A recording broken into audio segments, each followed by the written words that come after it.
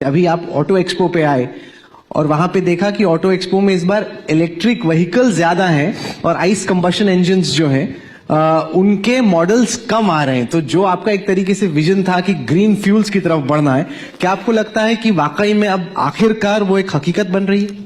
आपने अच्छा हुआ ये प्रश्न पूछा क्योंकि बैंकर्स बैठे हैं सामने। हमारे देश में शुगर सरप्लस है। 280 लाख टन शुगर की जरूरत होती है, 360 लाख टन प्रोडक्शन है और पिछले साल का 60 लाख टन। शुगर में ऐसा दुख है कि मैं मजाक में कहता तो पिछले जन्म में पाप करता वो शुगर फैक्ट्री शुरू करता। तो आज sugar surplus, corn surplus, rice surplus, wheat surplus, एक समय फूड वर्सेस फ्यूल ऐसा विवाद होता था। अब हमारी एमएसपी ज्यादा है और मार्केट प्राइस कम है। तो हमने ये किया है कि diversification of agriculture towards energy and power sector. हमारा किसान केवल अन्नदाता नहीं बने, ऊर्जादाता बने। और मैंने ऐसे अनेक उपक्रम अभी लिए हैं। पहली बात, हम लोग शुगर के जूस से इथेनॉल बना रहे हैं, फिर सी मोलाइसिस से इथेनॉल बना रहे हैं, फिर बी हेवी मोलाइसिस से इथेनॉल बना रहे हैं, फिर कॉर्न राइस उससे इथेनॉल बना रहे हैं। हमारे देश में 450 करोड़ लीटर इथेनॉल होता है। जब हम पेट्रोल में 20% डालेंगे तो हमको 1000 करोड़ लीटर लगेगा। हमारे जो आईटी टावर्स के जो जनरेटर है जो डीजल पर चल रहे हैं उसमें हमारे यहाँ 2000 करोड़ लीटर डीजल लगता है।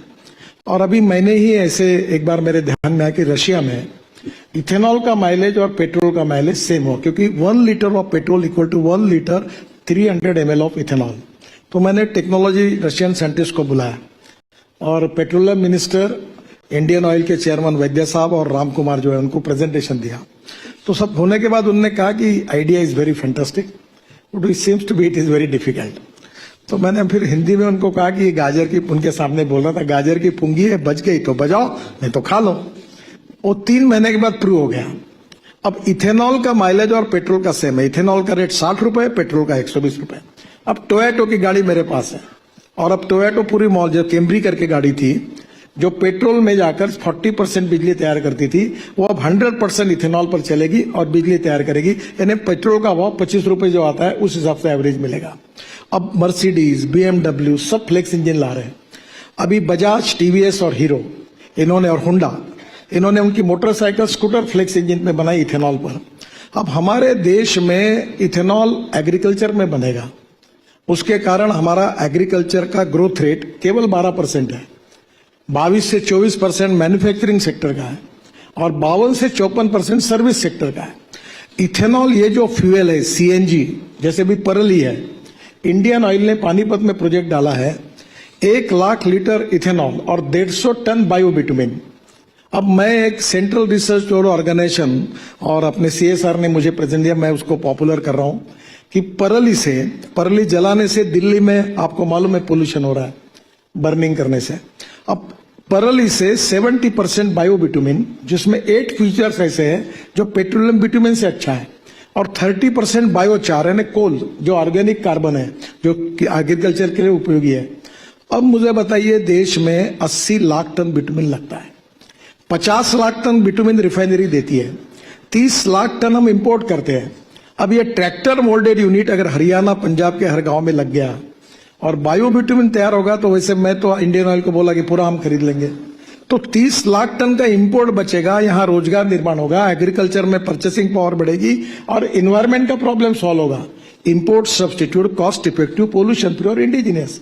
वैसे अभी पेट्रोलियम मंत्री जी ने कहा कि केवल हमने इथेनॉल ऐड करने से अब जो रेट बढ़े उसमें हमारा 40,000 करोड़ रुपए का फायदा हुआ। और आज आपको मैं बताता हूं कि हम 16 लाख करोड़ का इंपोर्ट फॉसिल फ्यूल का कर रहे हैं और उसके बदले में पोल्यूशन पूरा है, जिसके कारण हमारे हेल्थ प्रॉब्लम क्या हो रहे हैं। तो दिस इज द टाइम।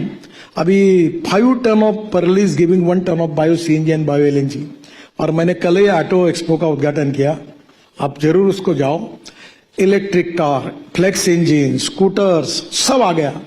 और वो मोटर, मुझे वो सियाम वाले सब कहते थे, मैं जब उनको बोलता था यूरो 6 का नॉर्म चाहिए तो मेरे ऊपर नाराज होते। मैं आए तो भी तुम्हारे साथ, नहीं आए तो तुम्हारे बिना बुलडोज करूंगा।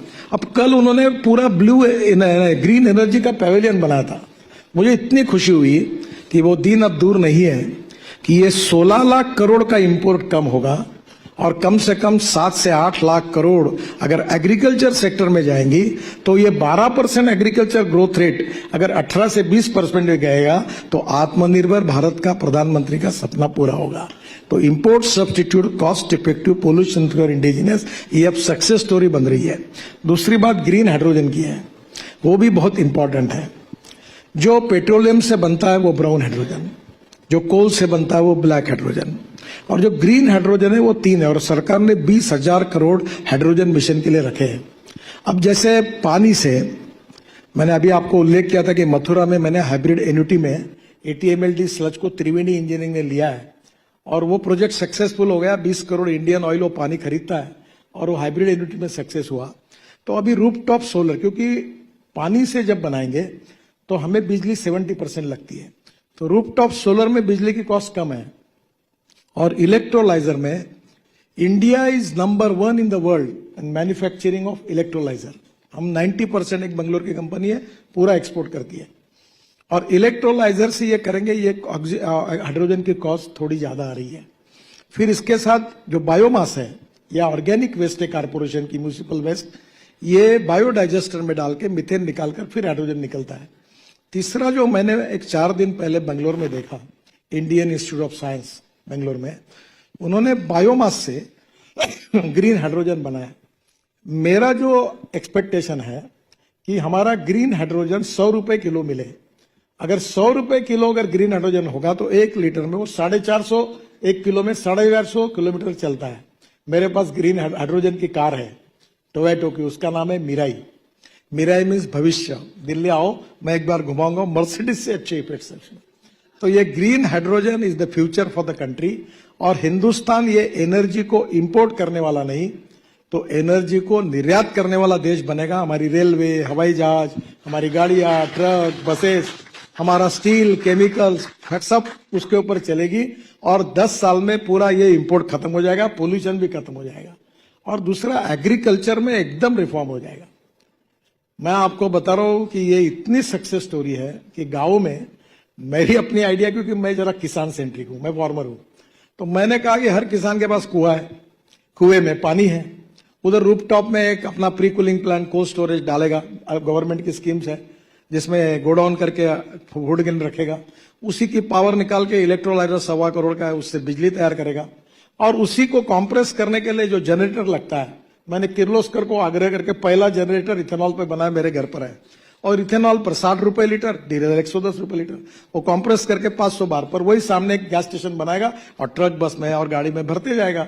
तो किसान क्यों नहीं सम्मान, क्यों बड़े बड़े लोग आने के बजाय हम छोटे छोटे किसानों को ग्रीन हाइड्रोजन तैयार करने के लिए प्रोत्साहित करें। जो म्यूनिसिपल कारपोरेशन है, इनकी जो सॉलिड वेस्ट और लिक्विड वेस्ट है, वहां मीथेन मिलता है, उसका कन्वर्शन सेग्रीगेट करके एल्यूमिनियम, कॉपर, मेटल को रिसाइकलिंग करें, हमारे प्लास्टिक को रिसाइकल करें, और जो ऑर्गेनिक वेस्ट है वो बायोडाइजेस्टर में डाल के ग्रीन हाइड्रोजन निकाले।